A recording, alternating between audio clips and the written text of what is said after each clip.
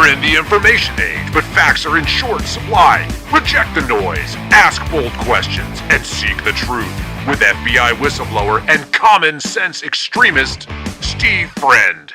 This is the American Radicals Podcast.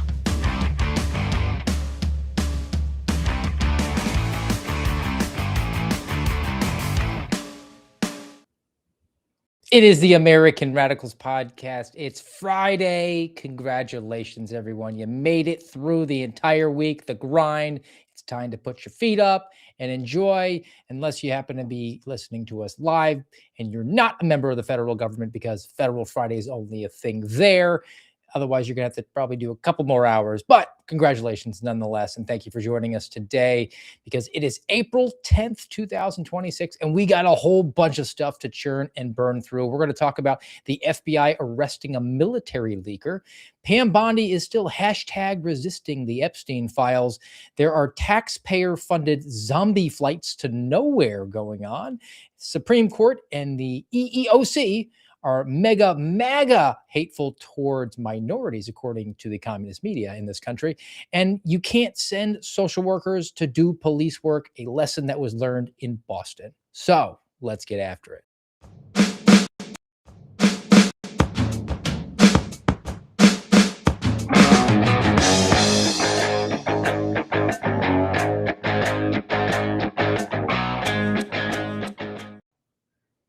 Geez, I don't know what that was. That was my bumper music. It got all screwed up for a second. That wasn't very good work. We're trying to talk about some outstanding work here, and my streaming software screwed up on me. Come on, man. Well, we're talking about outstanding work, a job well done. You know, in the Friend household, my younger son, the one who likes professional wrestling, he also really likes Legos. So we have this credenza that's set up in our open kitchen. There's a TV, and we got some books, and one entire half of all the shelving display is Lego displays, things that he's built. He loves just getting those cases and working through it. You give him like an 800-piece set, and he cranks that thing out in a couple of hours, no problem. Doesn't matter what the age limits are. He's 8, but he operates like he's 12 or 14. He's kind of a savant with that sort of stuff, and he really enjoys doing it. And as an aside, did you know that Legos are under lock and key right now? I guess that's endangered species or something. People are just shoplifting like crazy Legos. So it's kind of a pain in the butt to get them. But when we do get them for him, he just crushes those things out. So we'd like to save them for the rainy day. And he is so proud of the job well done. He keeps that display up there year round, all the time. And every once in a while, he'll go over and admire his work. He'll even come up and be like, "Hey, Dad, what's your favorite? Which one of my display do you like the best?" He's just so excited because he put in the work and he enjoys the work. He's one of the few select people who actually enjoy what they do when they're doing it. I mean, they always say that they call it work, not fun. If you find a job that you really enjoy, you should take it, because you'll never work another day in your life. But there is definitely something to a job well done, even if it isn't something you enjoy. I remember years back, my first real winter as a homeowner in Iowa, where I gave the last full measure of devotion in that cold. And I was a rookie at the time. Full disclosure, I did not know how to handle the shoveling of the snow. And because of the way our house was and our driveway, I couldn't do the snowblower. I had to, by hand, shovel snow. And we had small children at the time, or at the time, one small child. So Madam Friend had to stay inside with him, and I had to go out and shovel by myself. So, like a rookie, I let all the snow come down and then went out thinking, all right, I don't want to have duplicative work. I don't want to finish shoveling the driveway and say, well, guess it's about time to be shoveling the driveway again, because I didn't know that it was easier to do it that way. So one day we get like a foot plus of snow, and it takes me 8 hours to hand shovel my way out. I was pretty tired, but I was pretty satisfied afterwards. It's not fun to do, but I was really rewarded by that experience, which is why it was a mega bummer when the snowplow from the city finally reached our street right about then and pushed all that snow back into my driveway. I still have some PTSD, guys. I'm so glad to live in the land of milk and honey that is Florida, where snow is no longer a problem. All right. I want to talk about, though, the one element where outstanding work is kind of in short supply. It is an endangered species. Not to say that all of the work isn't worth doing, not to say that some people aren't there trying their do best. The government, it's Friendly Friday after all, Federal Friday. Well, what about the outstanding work that goes on there? So, our first piece, let's go to social media where we kind of get everything these days. The FBI director. FBI Director Cash, with some emojis of sirens, tells us the FBI and our partners have arrested a former SOCOM employee who supported our top-level military warfighters for allegedly transmitting classified information to a member of the media. Outstanding work by FBI Charlotte and the FBI Counterintelligence and Espionage Division, as well as our Justice Department partners. And there's an accompanying news piece that I got from Fox News because they're out there waving the pom-poms and handing out helmet stickers and backslapping on behalf of the Trump administration, I mean Epstein administration, and the DOJ. Headline, former Fort Bragg employee charged with leaking classified military information to a journalist. Well, we don't want that to happen. There is a national security feature here. If you work for the federal government, you happen to have a security clearance, there are non-disclosure agreements attached to that. The expectation is if you have a need to know and you've done all the necessary background investigations, you are not supposed to turn that stuff over. That's leaking. That's illegal. Background. The young lady here, her name is Courtney Williams. I say young because she's 40, as am I, and I'm not old, guys. So Courtney Williams is a young lady. Army veteran assigned to the Special Military Unit at Fort Bragg, arrested by the FBI on Tuesday, charged with unlawfully transmitting national defense information, including classified tactics used in covert missions, to an investigative reporter. She did this over several years.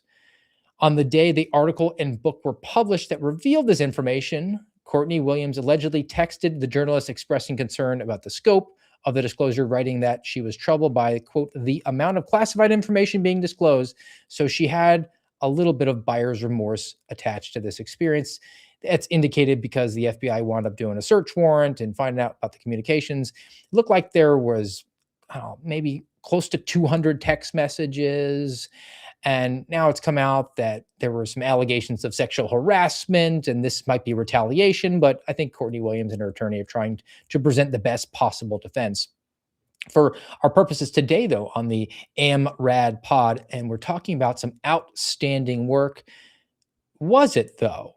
That's the question. Well, I didn't have to do too much investigating. I did more, though, than the agents who were credited from the FBI Charlotte office.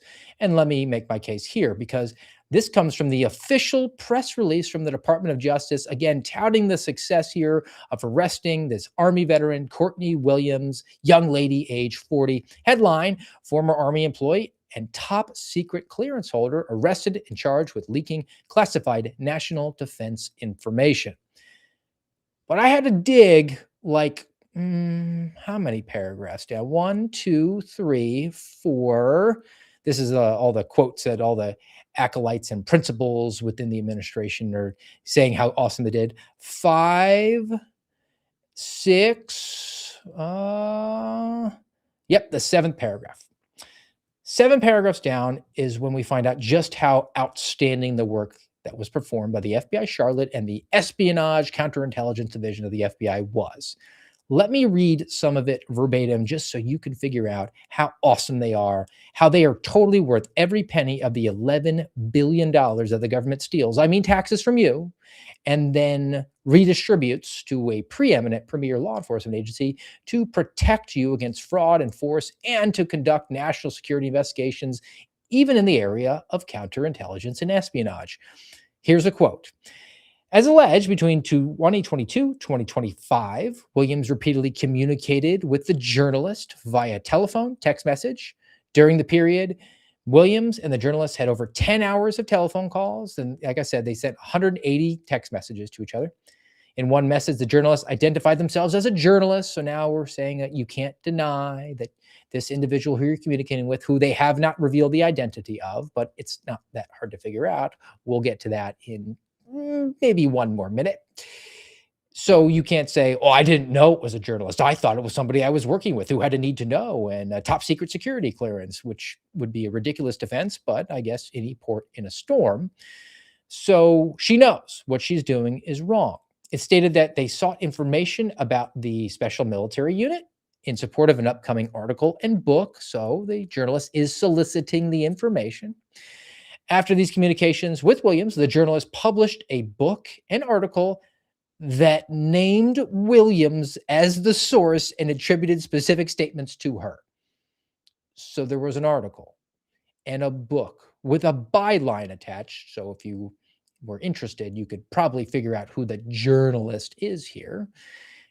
And it named the source. This journalist outed his/her source of leaking classified information.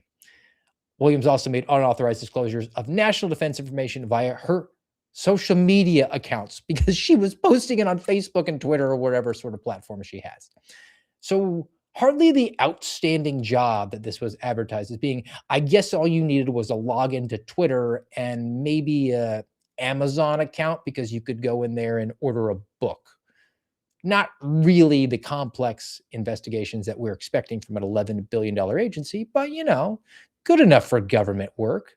And that's FBI. But let's talk about the DOJ writ large, because I have something here as an update to the former Attorney General of the United States of America, one Pam Bondi, who she is still hashtagging resisting the Epstein files, even in her private endeavors, as she's now moved on to the private sector. She can't move on to her family because she doesn't have any, and I don't think she has any illnesses that she can fake, like Susie Wiles. So she's going to just pursue other endeavors. So this comes from CBS News. Headline: Bondi won't appear for April 14th deposition in Oversight Committee's Epstein probe. So this is part of the House Oversight Committee, which is run by James Comer, who really loves that position because he can just use the taxpayer funds that are stolen, tax from you, in order to conduct thorough investigations and then have hearings and appear on Fox News and then take that information that you paid for and have it put into a book, most likely ghostwritten or written by artificial intelligence, so that you can buy it for $35.99 on Amazon, like you probably could the book that this journalist published about the leaker from the military. But here, Pam Bondi not going to appear. Why not? Isn't she under some sort of subpoena? Well, a letter was sent from the Department of Justice to Comer and his ilk, and the letter was obtained by CBS News, and it said that since the subpoena was issued to Pam Bondi in her work capacity at the time as the Attorney General, it no longer applies. So maybe we have an explanation for the sudden firing of Pam Bondi. I have it on pretty good authority that the Epstein administration has a no scalps policy. They don't want to take the political heat. They don't want to take the heat in the media, the mean girls who they're trying to impress. So they don't want to give them that victory and say that, oh, we erred in our hiring decisions like we did in round one during the Trump 45 administration. So they don't want to do that. But then out of nowhere, they just wind up canning Pam Bondi. Well, I think we got our explanation as to why, other than going in front of Congress and completely humiliating herself publicly, which probably didn't bode well for her future prospects in the Epstein administration. But maybe she'll land a nice contributorship at Fox News because they don't really care how good you are on camera as long as you're blonde and willing to wave pom-poms. But she was out there going that Donald Trump is the most transparent president and the Dow's at 50,000, and then completely embarrassed herself and her department. But now we have an explanation. She can't bring out information about the Epstein files. The DOJ is actually going to fight back on that. And James Comer can, I guess, write a strongly worded letter, which is really what he wants to do. Other members of the committee have come forward. One Democrat, his name is Robert Garcia, comes from California. He's threatening to try to hold Pam Bondi in contempt if she doesn't appear in a private capacity. So you try to hold the former Attorney General in contempt. And if you succeed in that endeavor, you make a referral over the Department of Justice to see if they will bring criminal charges to the former agency that Pam Bondi ran and the place where Todd Blanche has now said we're moving on from Epstein. So we're not going to get anything out of this at all. I doubt she ever testifies again. If she gives any sort of deposition, it'll be behind closed doors and it'll be completely hidden away from view. I mean, we'll get selective leaks, but my guess is no, we're completely done here. Outstanding work, DOJ. Let's go over to a different department within the federal behemoth right now. And I've got a story here from the Washington Post about the Department of Homeland Security. Headline: What spending probes at DHS reveal about Kristi Noem's time in office. And she's duly departed from that post as well. She got the lateral move that was actually a demotion. She was going to the Shield of the Americas as a special envoy, but she didn't get the full treatment that Pam Bondi did.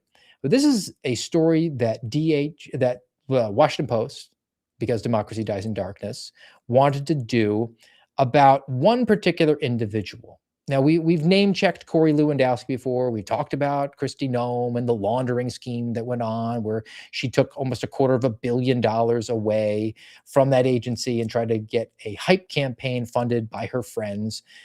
That's not what I want to cover down on. We're talking about outstanding work. I want to talk about this woman who was in the subheadline. The subheadline here, if you happen to be listening, is Kara Voorhees, a little-known contractor, worked closely with top aide Corey Lewandowski and had wide influence over contracts under Noem's leadership.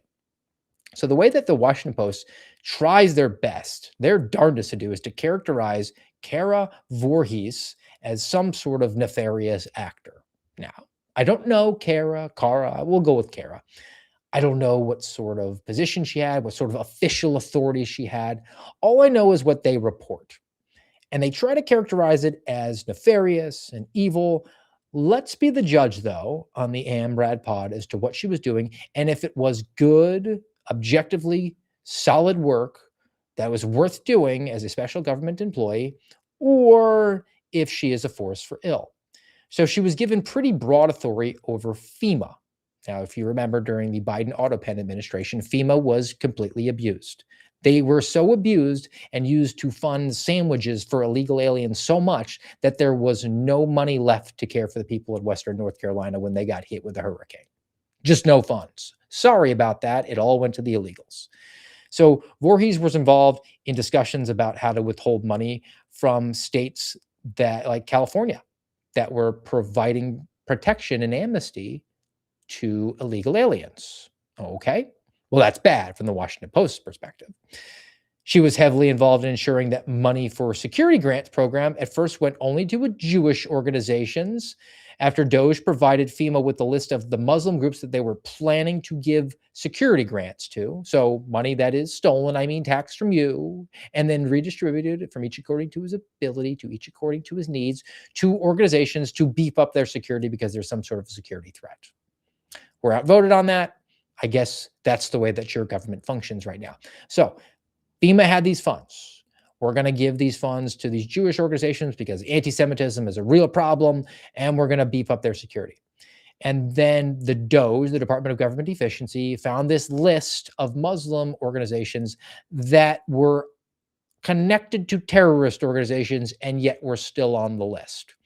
And they said, yeah, you probably shouldn't give them the funding for their security because money is fungible, and they'll just use it to probably provide material support to terrorism. Now, Kara Voorhees tried to stop that from happening. It wound up happening, spoiler alert, but I don't know if she wound up being the signatory on it or just was kind of overridden. I think, though, it's probably good work to stop terrorist supporting organizations from getting American taxpayer money. She became involved in the creation of Alligator Alcatraz, which is in Central Florida, which took federal money to build an outdoor facility to house illegal aliens because they are the job of the federal government to deport illegal aliens. She was involved in that. And then she took a helicopter ride to the State of the Union. She was on the manifest, was allowed to do it, but it had never been done before by a special government employee. That's all. That's the narrative the Washington Post wants to put out there, that the spending probes were very nefarious. I would contend the opposite. I think that Kara Voorhees did some pretty awesome work, and I'm loath to do that for most federal employees. Now, the Department of Homeland Security has lots of different sub-agencies within it. It's got the Coast Guard, it's got CISA, Cybersecurity Infrastructure Security Agency, and it has this thing called TSA. Now, there's a temporary government shutdown because DHS, they're fighting over it. And should the Republicans completely cave? Yeah, they probably will. They'll probably run out the clock and try to put FISA 702 reauthorization in the refunding bill that they eventually pass through. But I want to get to this thing about TSA and the outstanding work that goes on from them and connect it to what one senator, Democrat, is out there touting, or at least encouraging. This is the piece from CBS News. Headline: Senate Democrat demands that TSA lift its shoes on policy, calling it a reckless safety risk. And this is all about Tammy Duckworth from Illinois. So as they call it, a classified watchdog report found that TSA scanners are unable to effectively screen shoes. That means a red team went through TSA, and as they typically do, 95% of the time, the red team succeeds in getting something past TSA because TSA stinks. The technology that they have stinks. It's basically a giant boondoggle where the federal government steals, taxes money from you in order to route it to private contractors who then provide these machines that don't work at all. So the machines didn't catch the explosive material or whatever sort of illicit material that was in the shoes. So Senator Tammy Duckworth is out there saying, we got to go back to taking the shoes off so that the other machines that don't catch anything can scan them. Her quote is that, let's see, she says, it's a reckless act that is placing the flying public at risk. Now, outstanding work. Well, the red teams did some pretty good work, but what is the actual threat here? And like everybody else here in the AMRAD pod, believes that TSA stinks at its job. And it's kind of unnecessary because there's actually a program to get private security out there, and they do a far better job if you're really mega concerned about airline security. But is the shoe thing actually a necessary prerequisite? Is it a necessary security concern? So I couldn't recall any instances, but I hardly have a steel trap of memory. I am, after all, 40. I know I try to characterize it as young, but I am a man and I'm 40. I don't know if I remember everything. Come after me. I'm a man. I'm 40.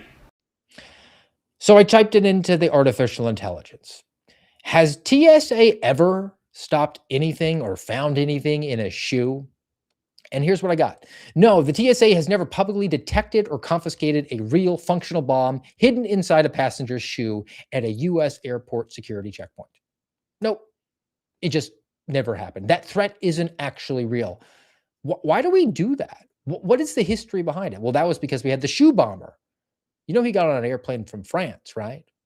He tried to set explosives on fire on a plane, and he was caught and interdicted because people were alert around him. He got on an airplane in France. There was never an American risk here, and yet it's been repeated over and over again. Shoe bomber, shoe bomber, shoe bomber, to the point where you had to take your shoes off along with your belt for reasons unknown to me, so that the scanner, which can't even find anything in your shoes, can look at your shoes. So outstanding work again, TSA, or no, you never actually had to perform that work. Okay, I want to move on to, we can stay on air travel, but it'll be outside of the TSA. But before we do, guys, this is your one time per show heads up, spotlighting the fact that you are watching the American Radicals podcast on Rumble and YouTube at AmRadPod. If you haven't already, please do all the things, the likes, the follows, the shares, the subscribes, appreciate it. Leave the comments. I try to respond to some of those when time permits me to do that. And also head on over to Spotify, where it is not live, but it'll be posted there right after we get done recording the show today at AmRadPod. We're monetized now, so we might be running an ad there. You might hear it right around now. And if you do, then you can just jump ahead. I don't want to hit you with that off guard. That's kind of off-putting when that happens. So, all right, let's now talk about some air travel and zombie flights. It is, after all, Friday. Let's have some fun with this one because it's going to make you mad and shake your head. But the image of a zombie flying a plane is kind of cool. This comes from the Washington Post. Headline: Zombie flights to nowhere. The government wastes almost $700 million a year on subsidies that were supposed to expire in 1988. This is actually called the Essential Air Service Program, EAS. It started in 1978. It was supposed to last for 10 years. It was part of the deregulation of the passenger air travel system, where they were going to let the airlines compete privately, and they were not going to have the government control the prices or the scheduling. And Congress, because Congress is always looking for some way to appeal to the regular folks, they stood up this EAS and they said, look, there's these remote locations. They're not going to be able to access the large airlines because they have these just small air travel. It's like that show Wings, right? And we got to subsidize them. They're going to get priced out. They're going to collapse, and that's going to diminish air travel into these small locations. And they are not equipped to move to the big city. They don't want to. They're not equipped to drive to the big city in order to catch the flight. So we're going to give these subsidies for 10 years. And then what's the closest thing to immortality? A government program. So it was renewed for another 10 years, but it didn't even make it to that because in 1996, the federal government said, we're just going to make it permanent. So in order to keep the subsidies, you only have to average 10 passengers per day. That's the threshold in order to get that sweet, sweet, free government money that is taxed, stolen, however you want to characterize it, in order to redistribute to you, a small airline that nobody actually uses.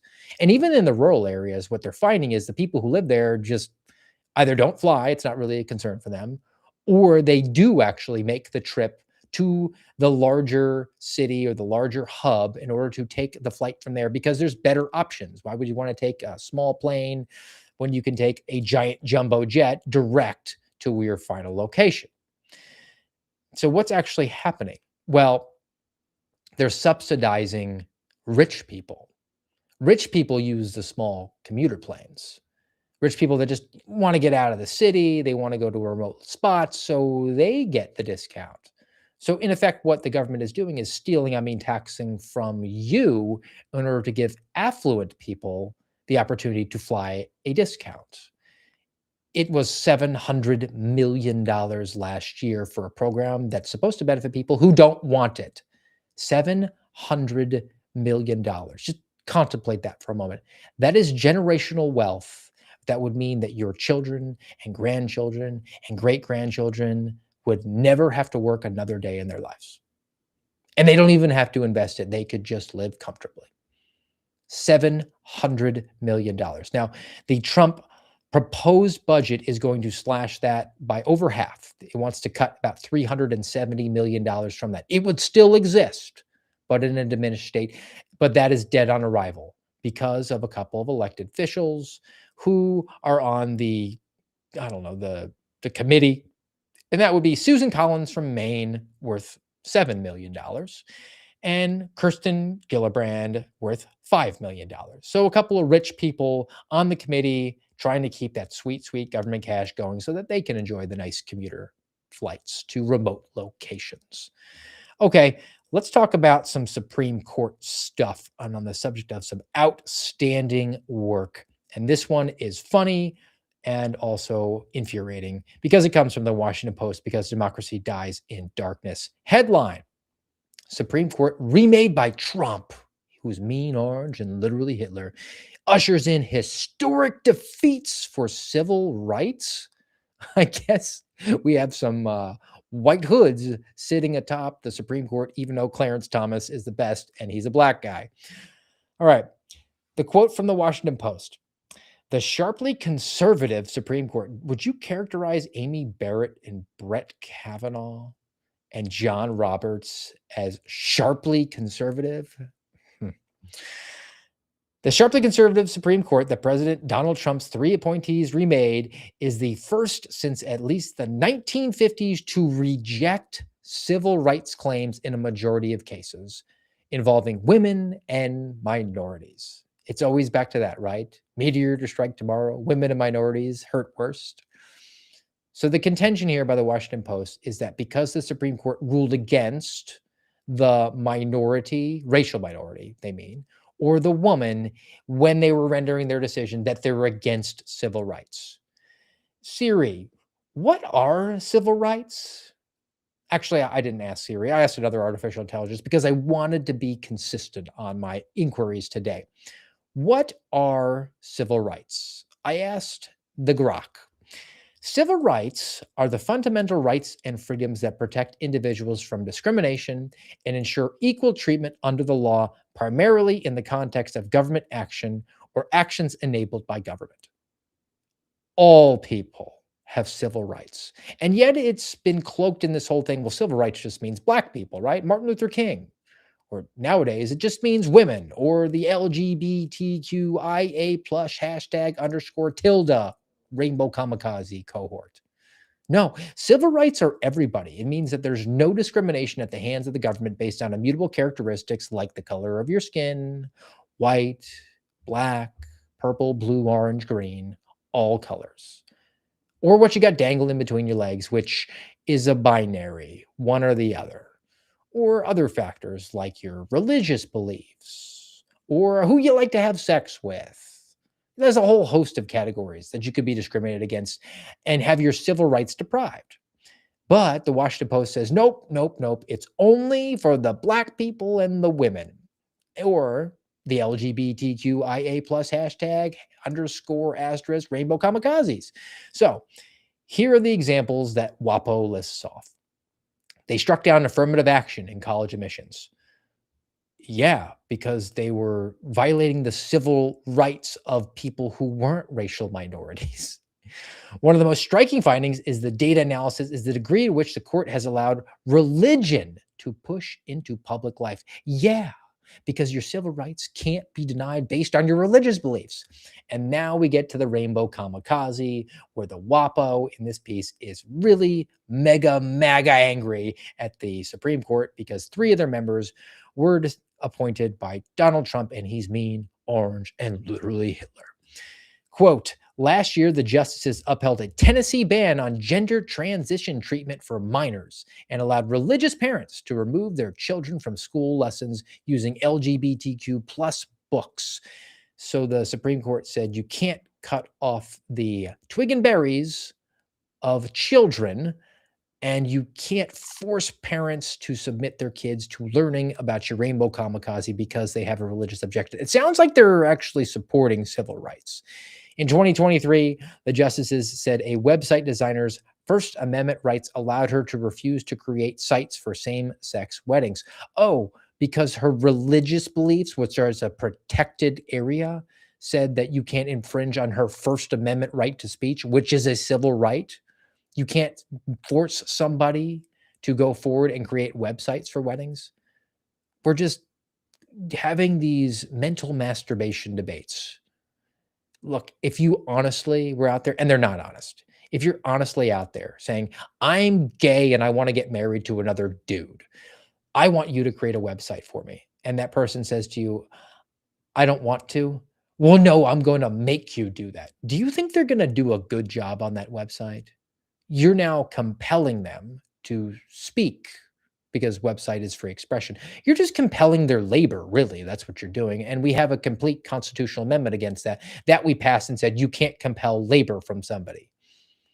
So no, I don't agree with the Washington Post. I think the Supreme Court's doing an outstanding job here at upholding civil rights for people based on all racial categories and all religious categories and all gender categories, all 2 of them. And I have an adjoining piece actually from the New York Times here that wanted to report on one specific decision that came down about this Colorado law, came down from the Supreme Court. The New York Times, at one point a newspaper, like the WAPO, very upset. Headline, justices reject Colorado law banning conversion therapy for LGBTQ minors. So as a background for this, there's two terms that you need to be hip to. One is conversion therapy and one is gender affirming care. If you speak this language that I'm speaking right now, known as English, you will believe the exact opposite of what these terms actually are, right? Conversion therapy. Well, yeah, Steve, conversion therapy. That would be converting a Harry to a Sally, right? No, no. Because in the eyes of the left, which has a monopoly on the English language nowadays, conversion therapy is Harry coming to you as a counselor saying, I'm thinking about becoming a Sally. And you say, hold up, Harry, you got a twig and berries. It is not biologically possible to make a Harry into a Sally. So why don't we work on what you got going on between the ears, like we have done for all of human history? If Harry came in and said, I'm an attack helicopter, you wouldn't pump him full of diesel and try to shove him off a high altitude and say, yep, just pump your arms really hard. I bet you can fly. You identify as an attack helicopter. You would say, no, Harry, lay down. Let's talk about the problems that you got, except with the Sally. Then conversion therapy, from the perspective of the communist left in this country, is you saying, no, that's not possible. You're trying to convert him away from his gender identity. The other one being gender affirming care. Well, yeah, Steve, Harry comes in, says he wants to be a Sally. No, Harry, you can't do that. You're affirming what he is. Nope. Gender affirming care is you have to affirm. You have to positively say, you're right, Harry, you can become a Sally. So now that we've established our terms I use very loosely, Colorado passes a law. This law says that if you're a therapist, it is illegal for you to tell Harry that he can't become a Sally. And one of the therapists sued based on religion. So that went all the way to the Supreme Court. And because the Supreme Court is, how was it characterized by the Washington Post? How did they label it? Is sharply conservative. That means 6 would-be conservatives and 3 would-be liberals. Except it ruled 8-1 that this violated speech. The only holdout was Ketanji Jackson, and I don't call her Ketanji Jackson Brown because the patriarchy always wins, who is such a jerk that Ketanji Jackson stood up there and read for the open court much of her dissension opinion. She made them sit through her diatribe.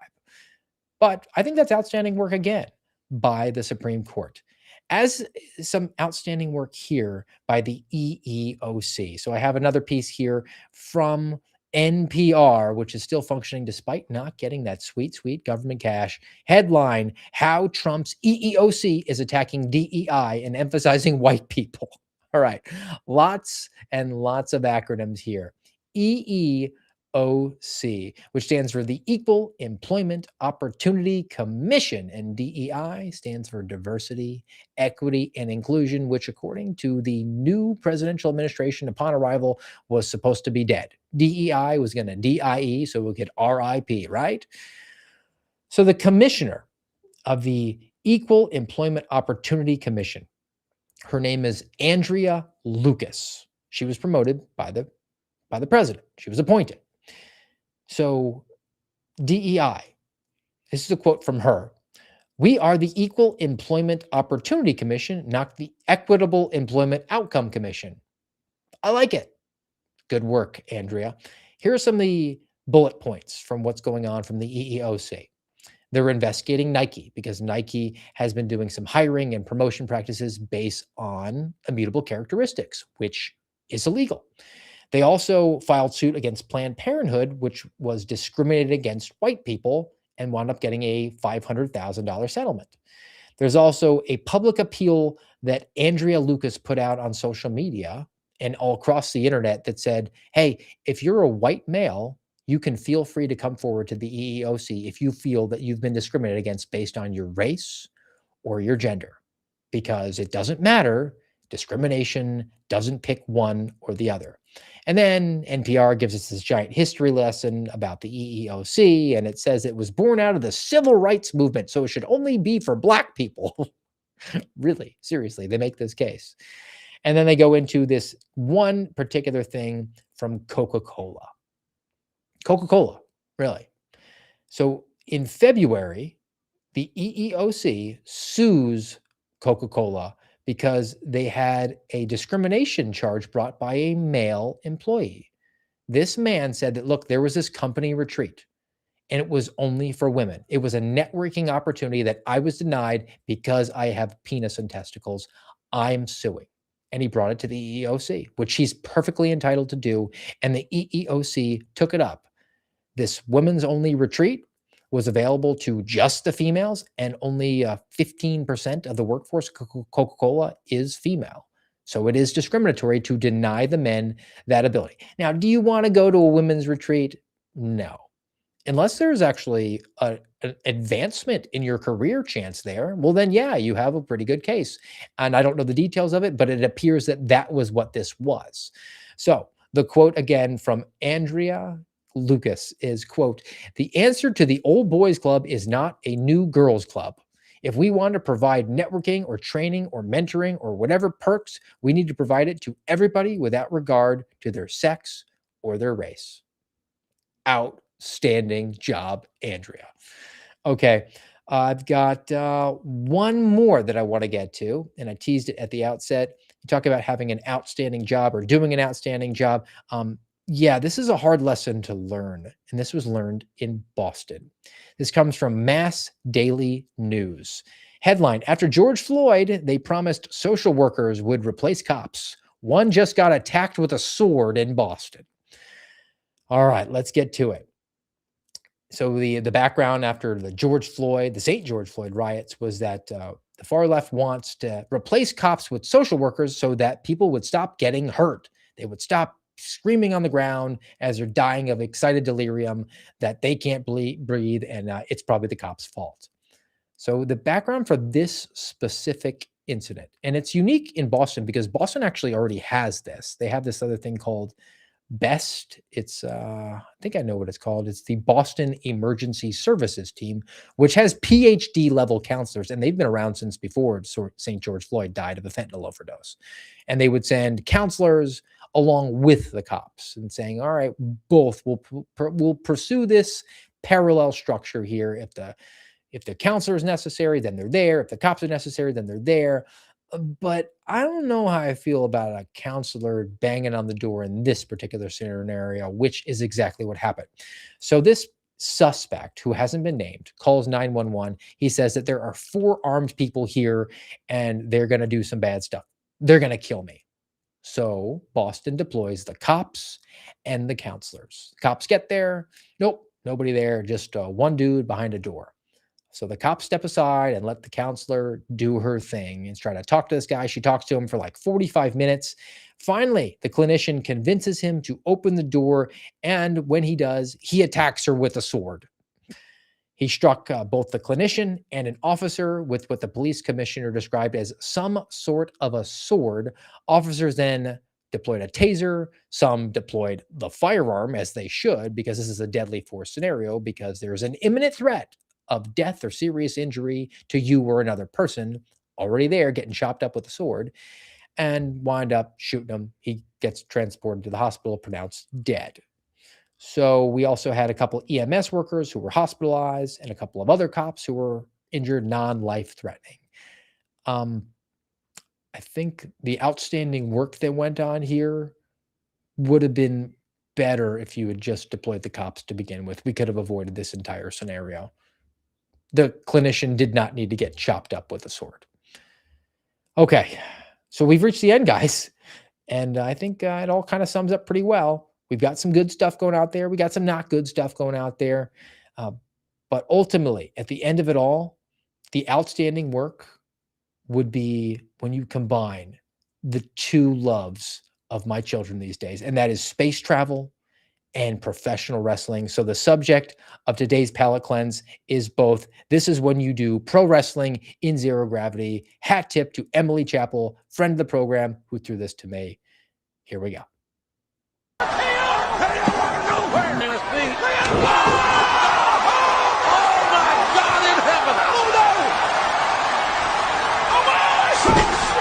It is the electrifying, and it's Rock bottom! Turn around! Big Show up on his shoulders. He's walking around with it. Can you believe it? No way. You might be Underneath it, Styles rolls through. Sammy's got flipped under bomb. Look at Sammy. Setting himself up. Outstanding job, guys at NASA. Guys that are all core. We're all just little boys. Okay, guys, we've reached the end for today here on the American Radicals podcast. We've reached the end for the week. Hope that you all enjoy a couple of days off as a breather. Plan to be back with you on Monday, noontime on YouTube and Rumble. And until then, have a great weekend.